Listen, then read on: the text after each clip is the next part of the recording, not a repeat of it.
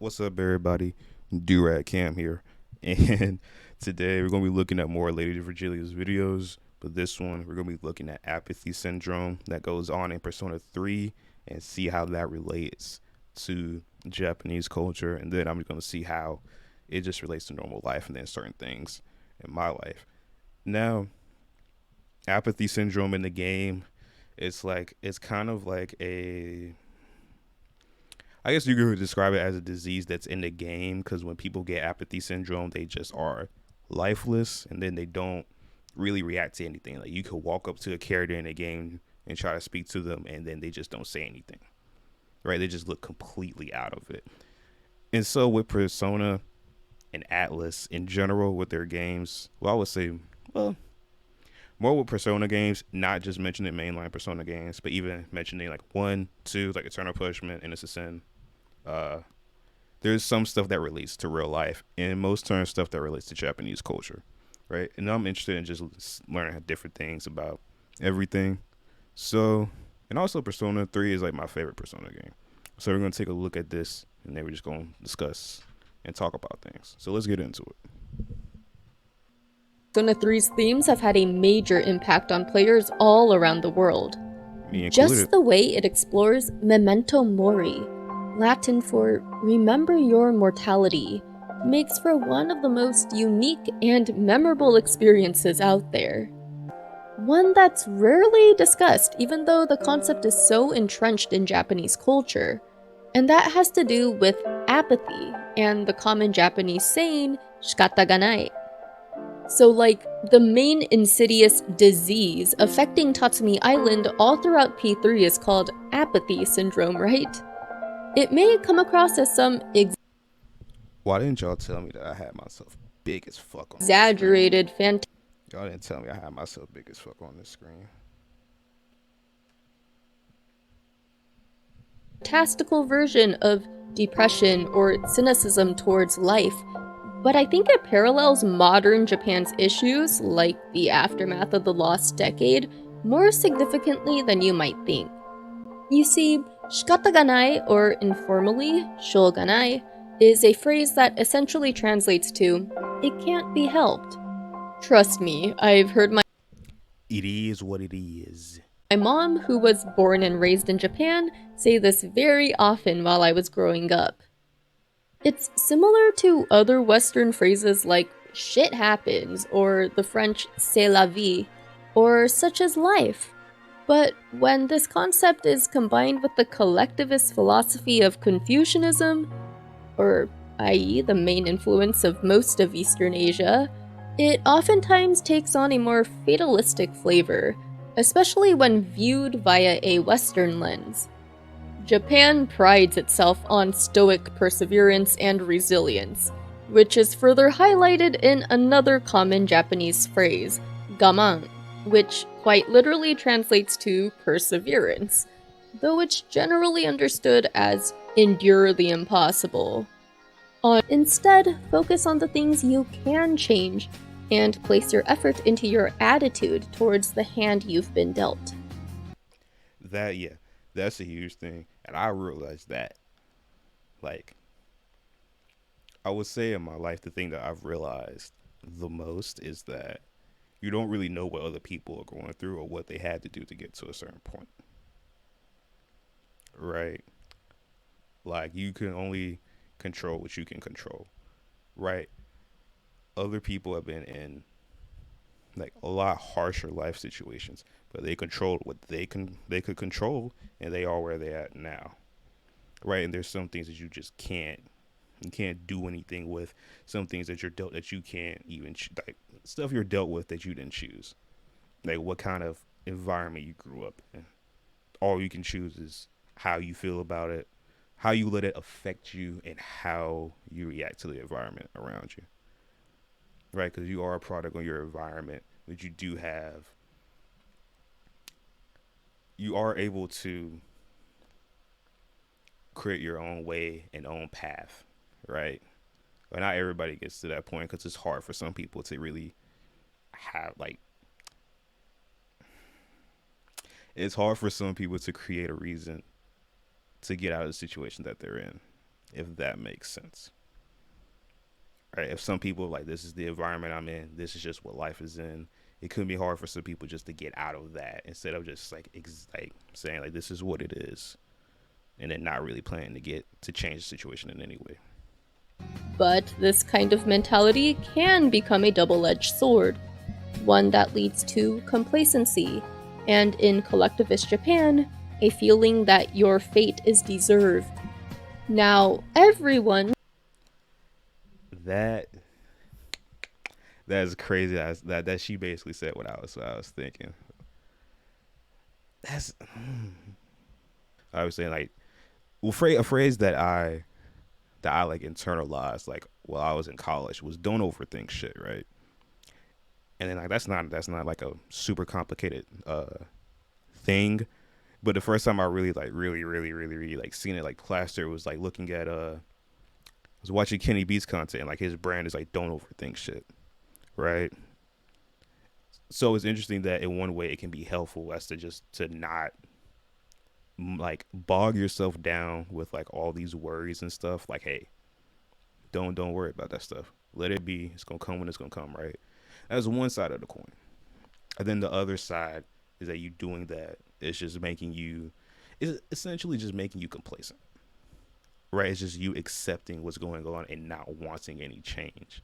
Which isn't bad necessarily, but it can be bad if the environment around you isn't optimal or it isn't really helping you become a better person or really just doing anything positive for you. suffers from periods of low mood sometimes, so it doesn't mean we all have clinical depression.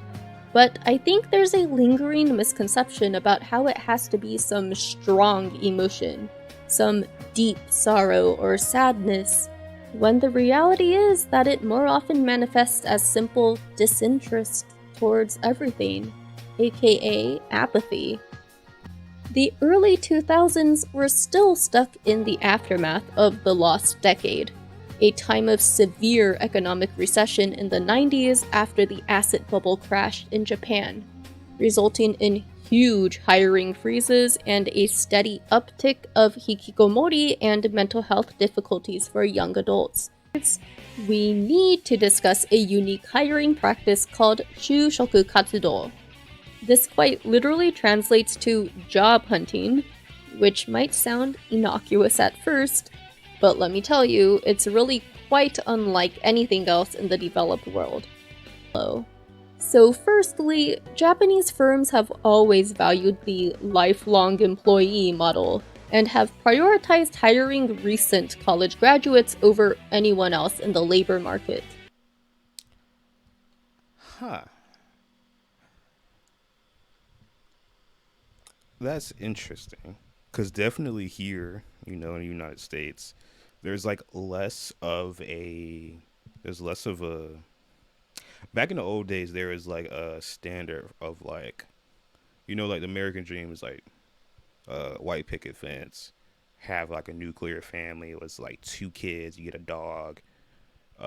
Mom stays at home. Dad works at the same company until he retires. Uh, you know, there was a lot more emphasis on like staying with one company. Like that was like a thing that you were expected to do. Nowadays, like people like me, we're not staying at one place that often. And it could just be because of like just I really don't know what it is. It's not really a goal that people have anymore. Like back then, like that was like the goal. It's like you get that stable job, right? And then you kind of move up. Now, like there's YouTube, there's all types of other stuff where people can make money and careers. So it's like it's not really like you're not really forced to like find a company and stay there the whole time. You can damn near quit one day, then get another job like within the next week. Like it's possible to just switch up and end up doing something else. So why not do it right? Especially because companies don't always treat their employees right. So even when there was a company like back in the day, if there was a company that was treating you bad, you probably still stay there because one, they paid you, right? And you had already been there for that long, so you know what everything is. Even though it's not bad, it's like, all right, it pays me. Like, what am I gonna go find something else? It was probably harder back then. Whereas now, you can really go on your phone, and if your resume is good enough, you'll be able to find something. You might get a call back.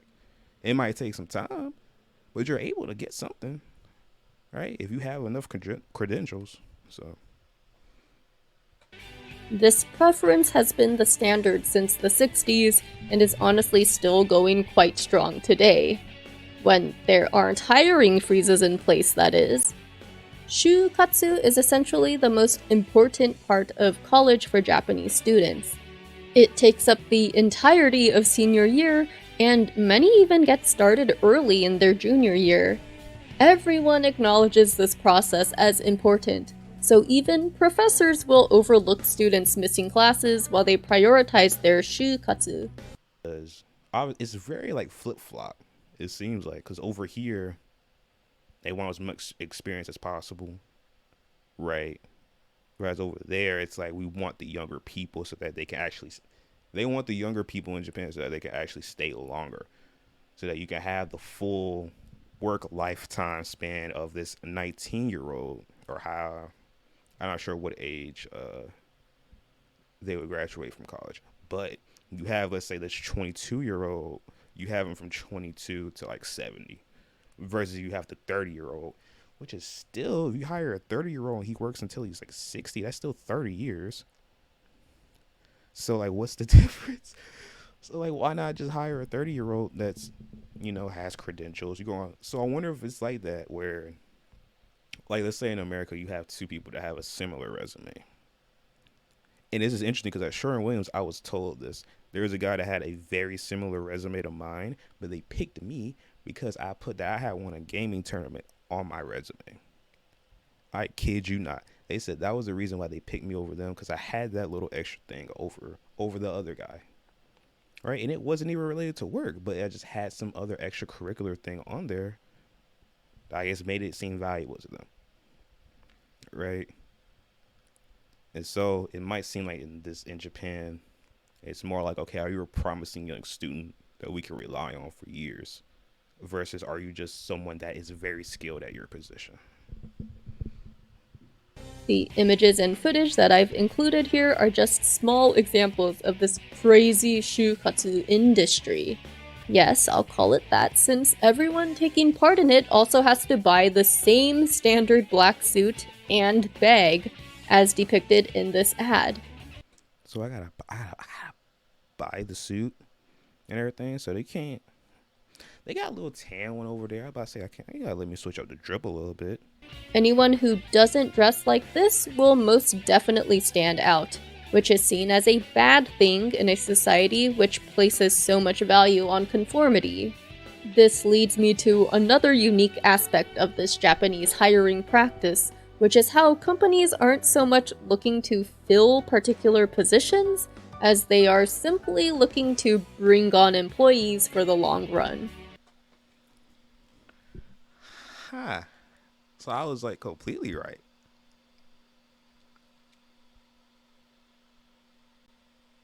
So it's just getting someone for the long run instead of like actually doing a position. So that's like in the NBA drafting the 19-year-old who has a lot of potential but like does not have any fundamentals. That's like drafting a kid that has a lot of potential that you could build your franchise around versus drafting the guy that stayed 4 years in college and actually developed his game, which is still super crazy to me that that's a thing. Like not to like switch topics, but it's like, well, it's similar because it's like, wouldn't you want someone that's more developed so that you can throw them in immediately? But then they're seeing like they're not valuable because it's like, oh, you're older. Like I graduated college, I was 22, right? So you don't think, like, let's say with like Jalen Green, you don't think Jalen Green would be like better if he like stayed all those years and actually developed and then came in and could make a more immediate impact, right? You can say that with a lot of players. Like I don't, I just that's just one of the things that I don't get. Like